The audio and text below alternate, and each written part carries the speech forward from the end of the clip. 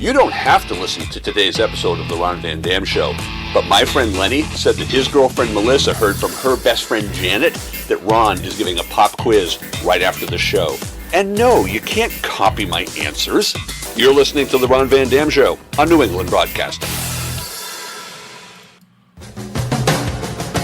Good morning, good afternoon, good evening, good night. It's the Ron Van Dam Show. Okay, whatever. Hold on tight, things can get a bit weird, if you like that sort of thing.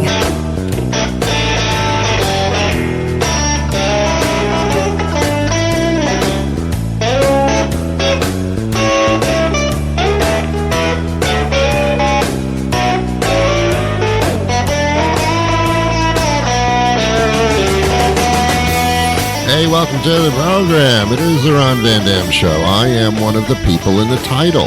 Yeah, I know, I've earned that spot. Sit back, relax, I'll take it from here. I will talk incessantly about things that make absolutely no difference to anything, apparently, while you sit there quietly and soak it all in. Sounds good? Let's do it.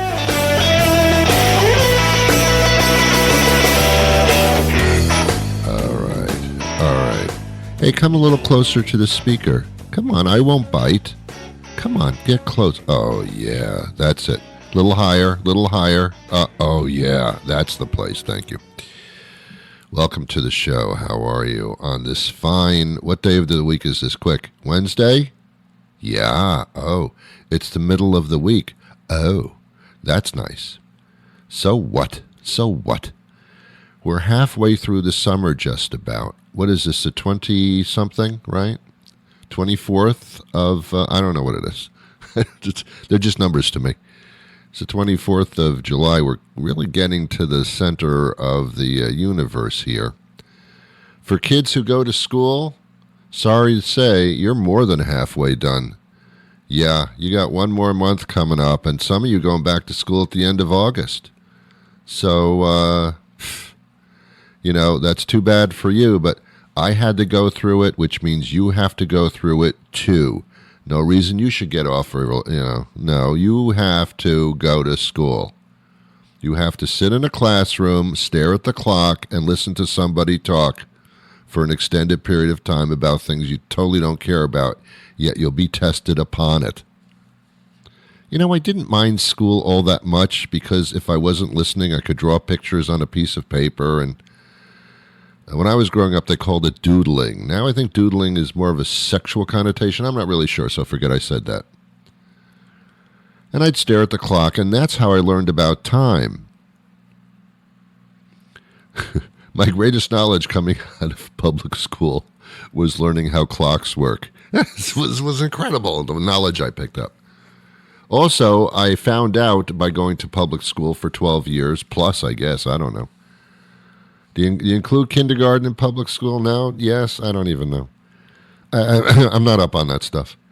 The other thing I learned that people standing in front of you talking for long periods of time is a very boring thing that you should not have to tolerate after you get out of public school.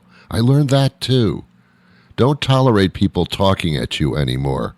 If you're not involved in a conversation, get out of the chair, pick up your ass, and get the hell out of there because that's not right.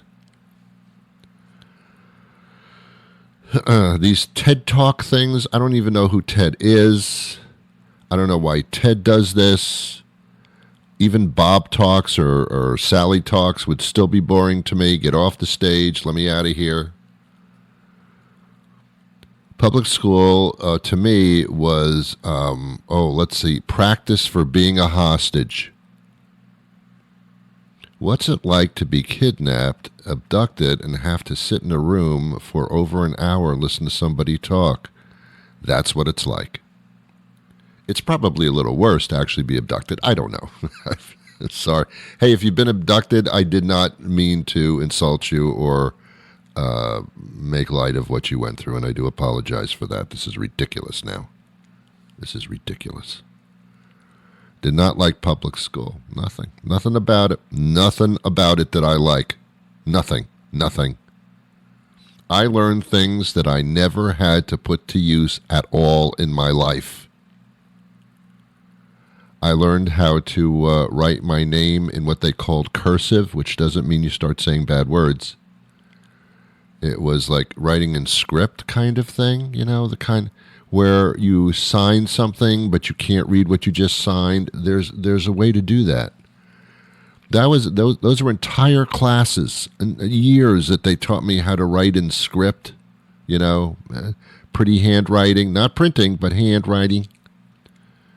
Then they decided, no, we're going to do computers. Forget what I said. So now when you sign your name, it can be totally illegible, but it's still your signature, so you go with it. And that's just fine. As a matter of fact, some people say the stranger you make your signature, the more identity you actually have. It's the opposite of what I was taught in school. Waste of time. Trigonometry, I still don't know what that is. Unless you're going to be a civil engineer or a train engineer, there's no reason to learn trigonometry at all, ever. Algebra, seriously? Why? Why? You wasted years of my life on that. Geometry. Gee, I'm a tree. I struggle with that because it didn't make any difference to me. I knew what a triangle was. I knew what a square was. Hypotenuse? No. Right angles? You could have told me everything that I needed to know about geometry in the space of 15 minutes. And we would have been done, and I would have recalled everything because you didn't have to tell me a lot. But all that other stuff, the radius, the idea, unless you're in some type of architecture field, still, I think that stuff can be taught in half an hour. I do. Because they make tools now. And they made tools then, but you weren't allowed to use them because you needed to be confused and to learn how to fail without the use of tools that were created by man in order to make life easier for you and to accurately measure and figure things out geometrically. Me, talk show host, didn't need it. Did not need it. I know that a square doesn't fit into a round hole. I got that. That was evident in my little play school place. Not a big deal to learn that. Years of geometry, what are you doing? What are you doing? History classes. You can't understand the future if you don't know the history of the past. That was the big thing. Then I learned, Eileen, are you listening, Eileen? Then I learned that most of what we were taught in history was not true. It was just traditionally true, but it wasn't actually true. It's not the way it actually happened. Columbus? Kiss my baby. Kiss my baby, Columbus. I don't know what that meant. I was trying to be prolifically disgusting, and it didn't work out. All that stuff, man, it just, even religiously, things didn't happen when they said it did. We know that now, but we don't want to train tradition. That'd be awful. You can't do that. You can't fuck with tradition. So let's continue to lie. We were taught that stuff in school. My God. Waste of a lot of time there. A lot of time. What should the curriculum actually be? How to financially secure yourself, how to pay bills, how to budget, how to invest, what mortgage rates are, what interest rates are. As a matter of fact, my guest at the end of the program today is going to talk about that. And is also, as I am, an advocate in teaching kids things that they are going to need to be successful in life, not all the crap that fills their head that they will never, ever use.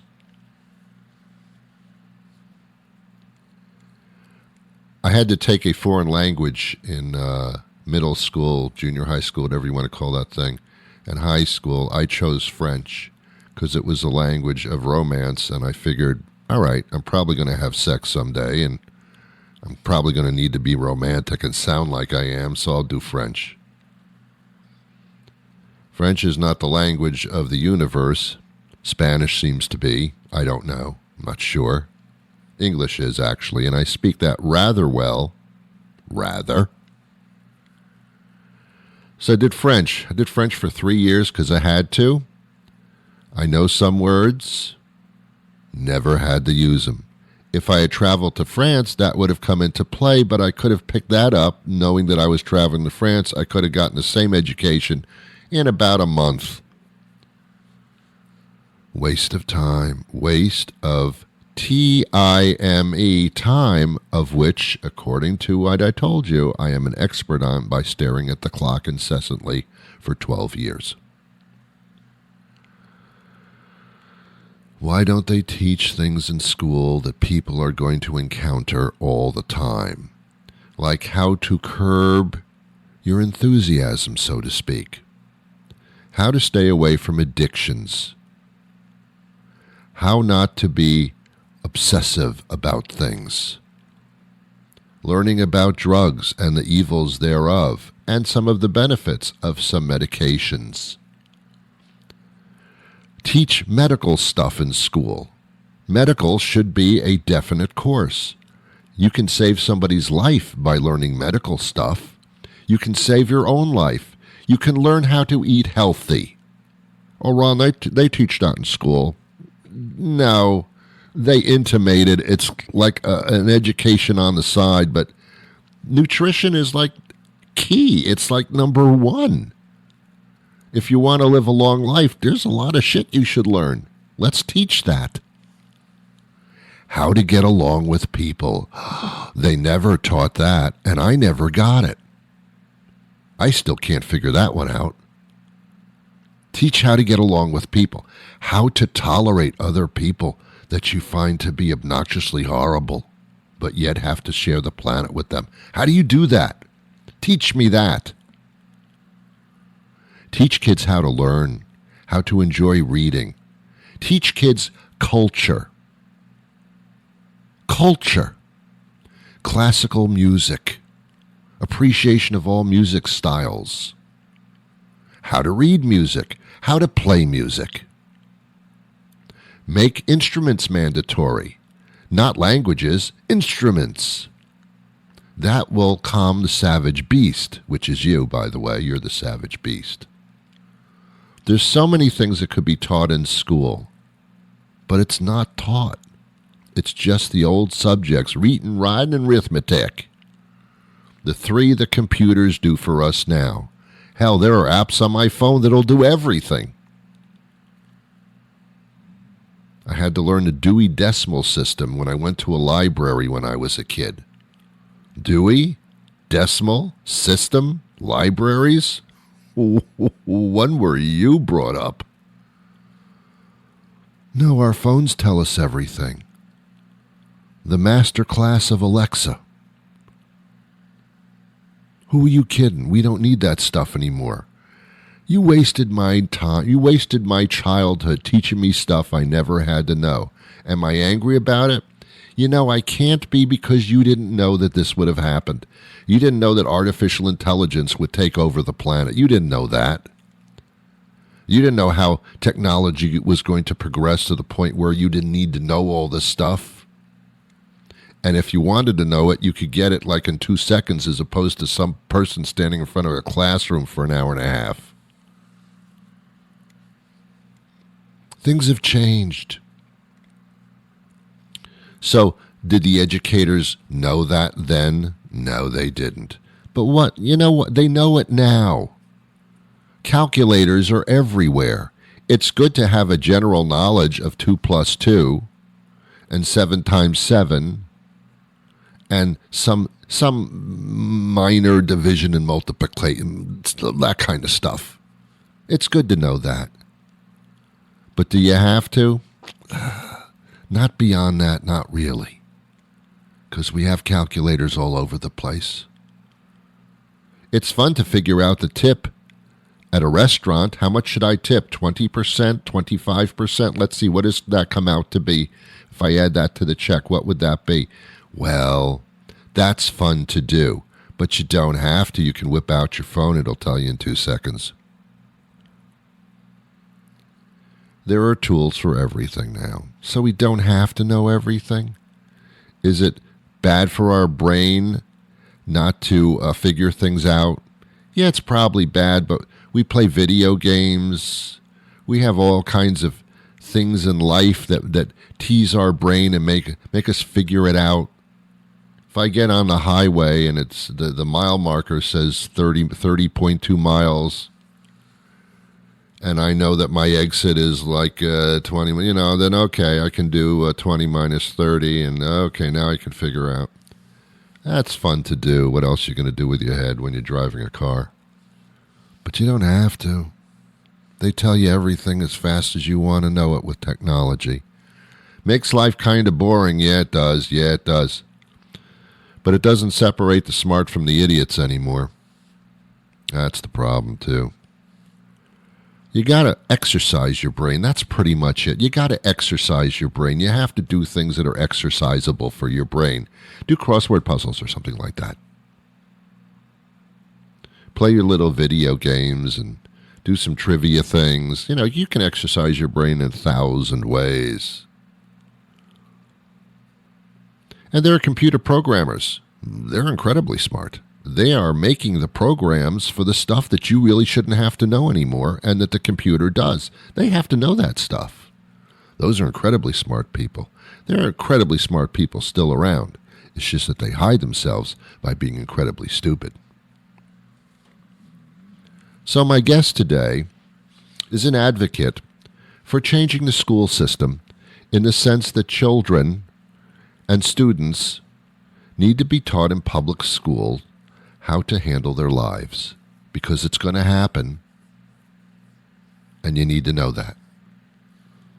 And I'm talking about the financial end. You're going to own cars. You're going to lease cars. You're going to have a house, hopefully, with a mortgage, maybe. You're going to need to figure things out. You're going to need to understand how that works. You're going to need to know what the money you have, how can I make that grow? What are the safe ways to do it? What are the hard ways to do it? How do I budget things? I don't just go out and spend money and then figure out how to pay for it. How do you do that? How do you figure out credit card rates? Am I being taken or is this a good rate? These are things you need to know, and you need to know them now. Do they teach them in schools? No. Sex education? That's up to the parents. Or is it? If you're going to make them public schools, then make them schools of public and tell them what's going on. Help them out.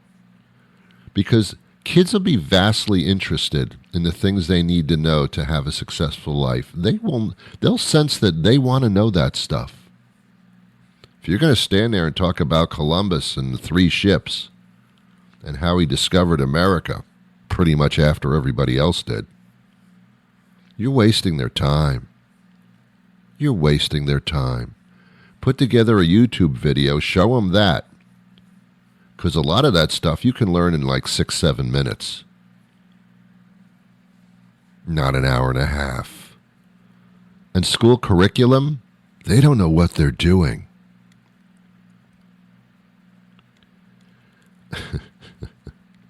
I'm not saying get rid of education. I'm saying alter it so that you're teaching them things that they really need to know to make them better citizens, to make them more successful, to help them earn better wages, etc. That kind of preparation. Not prepare because we're going to have a pop quiz at the end of our lecture about the Columbus ships, the Nina, the Pinta, and the, what was the third? Bob. The Nina, Pinta, and the Bob. I think it was Santa Maria. Who cares? Did all the ships make it? I don't know. Is Plymouth Rock really where they landed? No.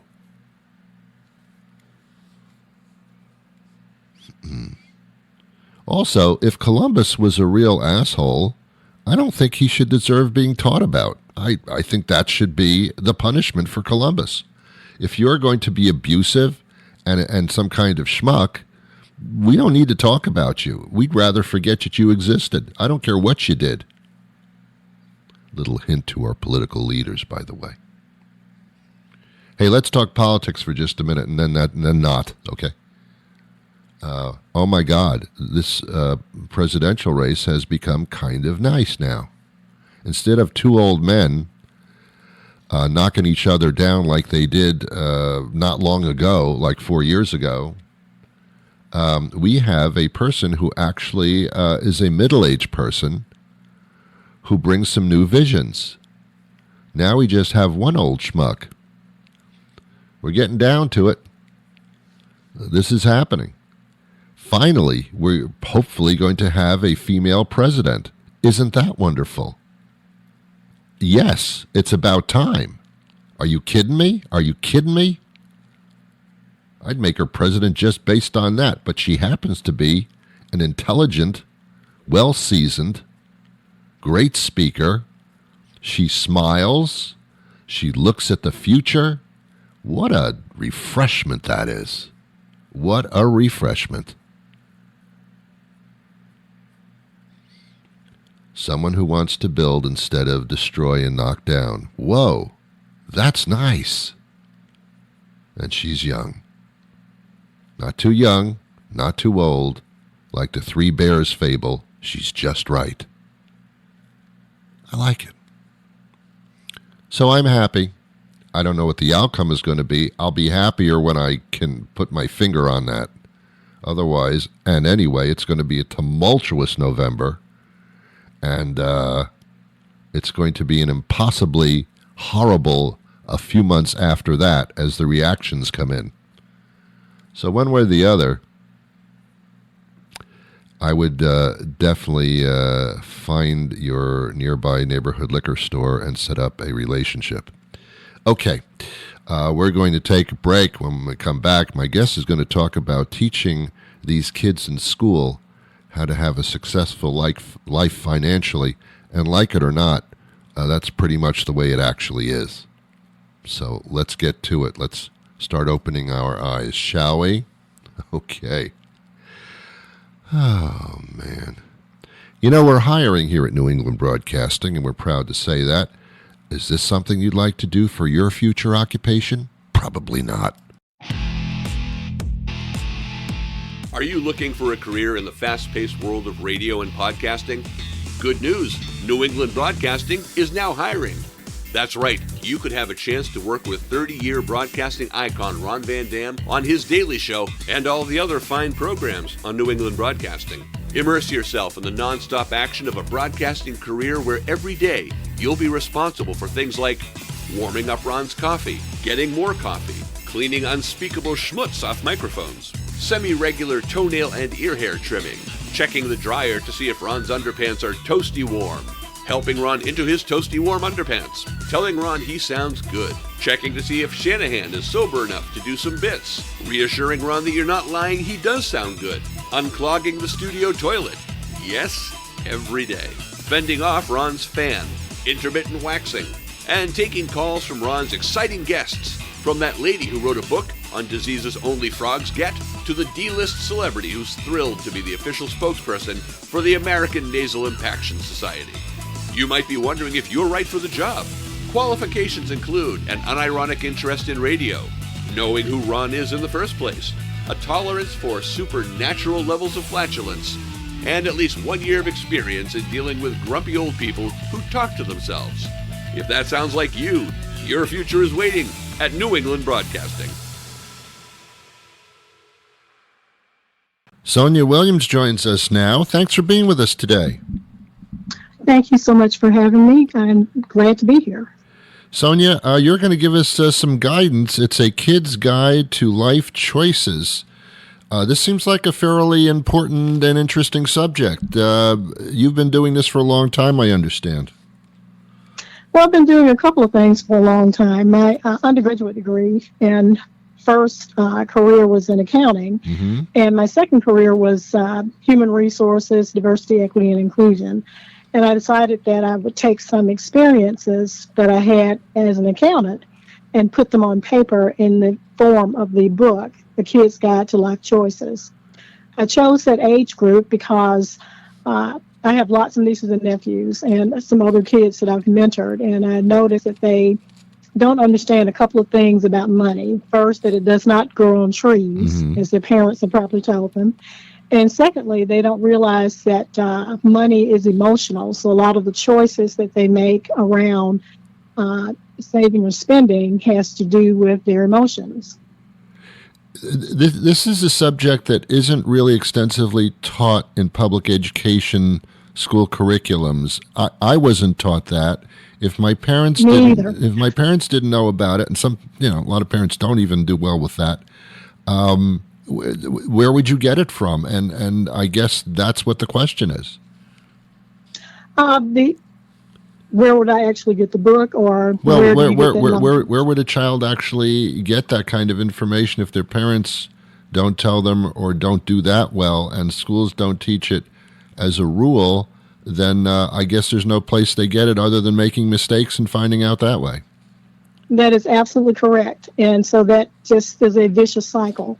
And sometimes their parents are also still learning about expenses and income, so it's like the blind leading the blind at times. So one of the purposes of the book is to have it to be used as a tool to provide that guidance.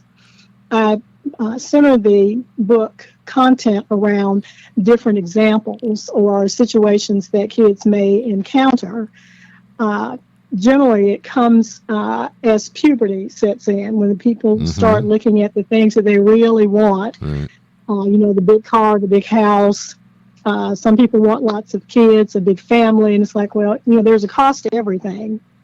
And by the way, there's nothing that's free. It just means that you're not paying for it at that point. Right. Well, when you're a child, you don't pay for anything, yeah. And then all of a sudden, and even in college, it's like, no, my parents are funding everything I'm doing.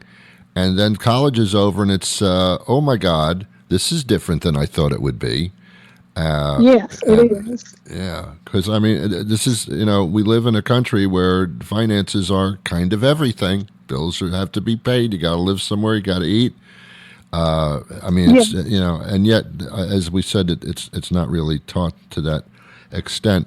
You say something very interesting in the book that I found was very, very intelligently a key to everything, and that's discipline. It's something that children are sometimes disciplined, sometimes not, but they don't learn their own discipline sometimes. That's true. They don't. And the key is basically discipline. Yes. That and the 3 pillars that I mentioned in the book as well. And the 3 pillars are: have a plan, take responsibility, and think before you act. Yes. I think the earlier you start teaching kids those 3 pillars, and the fact that discipline is a part of life that you need to embrace, the better they will be as when it comes to making decisions as they get older. Yeah. And I have practiced that ever since I learned about finances. I was lucky in that my mom opened a savings account for me when I was probably 12, 13 years old. And in the city that I grew up in, which is Atlanta, there were city programs to, keep kids off the street. So even though we didn't learn a whole lot, we were actually kept off the street, but we did learn some things about what it takes to go to work and learn a trade or make a decision about whether or not we're going to go to college. Yeah. Interesting. Yes. I remember when I got my first credit card, I was out of college and I went to England because, that's where you go. And I had this credit card, and I really was under the impression that I could do anything I wanted, buy anything I wanted, go to the better restaurants, experience it all. And then a month later, I found out about finances in a very difficult way. But that was such a smack in the face, and it kind of taught me that you kind of can't get it until you make your own mistakes. But you just hope the mistakes aren't that bad. Yeah, but some kids don't learn that soon enough. And I use the example of kids who have decided to go to college, but they don't really understand how much college is going to cost. And it's more than just tuition and books. Right. There are all those other incidental expenses like food, clothing, and shelter. And oh, by the way, sometimes you want to go on spring break, and that also costs money. Yeah. Don't think about that either. And it's where's the money going to come from? Yeah.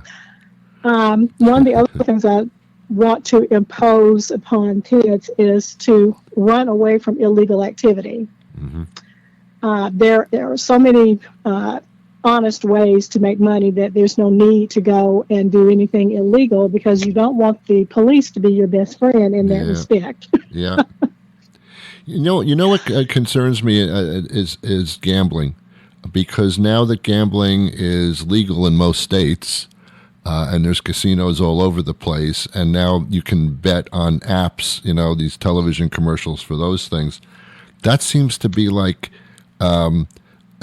it's like as bad as smoking or drinking, but kind of worse. And that concerns me from the financial point of view.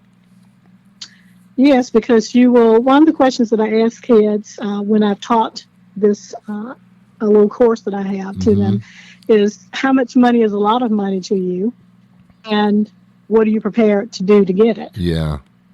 So they need to understand that how much money is a lot of money, and what are you prepared to do to get it? Are you going to do something illegal just to have what it is you want, keeping up with the Joneses, the big house, whatever it is you think that you want?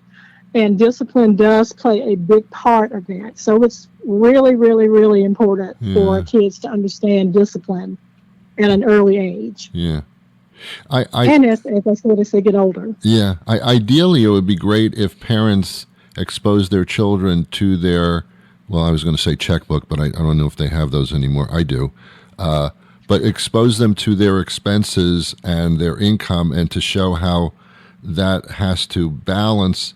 But parents don't do that because that's kind of embarrassing. It's even embarrassing to other adults to share that with other adults. So they don't usually share that with their children, but that would be a very nice education for a child at an early age. That is exactly right. And my wish is to be able to get my book and some of its teachings into every public school system across the United States. Excellent. Because we would have a wonderful change in the way the economy works if people understood what their limitations are, knew about a budget. And you are absolutely correct when you talk about understanding basically budgets. Yeah. And being able to talk about that. Yeah. Because so many people don't. But after you get over the embarrassment of talking about budgets and that you don't have all of the money in the world to spend at your kid's whim, things start to get easier and make more sense.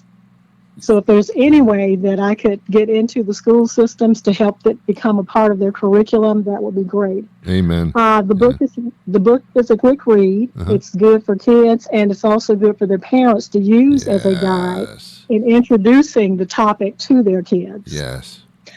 And the book is available on Amazon.com, Barnes & Noble, and also on iTunes. There you go. I mean, I hate to say it, but it's all about sex and money. Well, you're right. Because at least they can learn about sex from their friends. Learning about money from your friends, nah, that doesn't really help. No, don't do that. Yeah. So let's replace all the Bibles in the hotels with a kid's guide to life choices, because this should be the Bible of setting your kids up to understand money, because it's going to come into play whether you like it or not, and you should like it. Absolutely. Yeah. The book's available everywhere? I don't know about everywhere, but on Amazon.com goes everywhere. So Amazon, Barnes & Noble, and iTunes. And if anybody wants to get in touch with me directly about the book, my book is through Newman Springs Publishing. Okay. But they can reach me at HOLA903@AOL.com. Perfect. And again, my name is Sonja Williams, and it has been a pleasure talking to you. You too, Sonja. I assumed that if I Googled your name, I'd find you that way too. Yes, you can Google my name and find me that way. Yeah, Okay, I'm gonna spell I'm it. not the only one that's out there. Well, Yes. well, there aren't a lot of Sonjas around either. That's Sonja Williams, and you got a number of ways to find her. Everybody who's listening should get the book and get into the conversation. It's a lifesaver for someone to have a good, decent, intelligent life, and the more we're intelligent, the better off we usually are. It's been a pleasure speaking to you today. You as well, and thank you again so much for having me on your show today. Well, that'll do it for me today. Thank you to my guests. Thank you to you. Oh, my God. Thank you. I'll be back again tomorrow with a brand new program. Until that time arrives, you know what I'm going to say here, right? I wish you peace.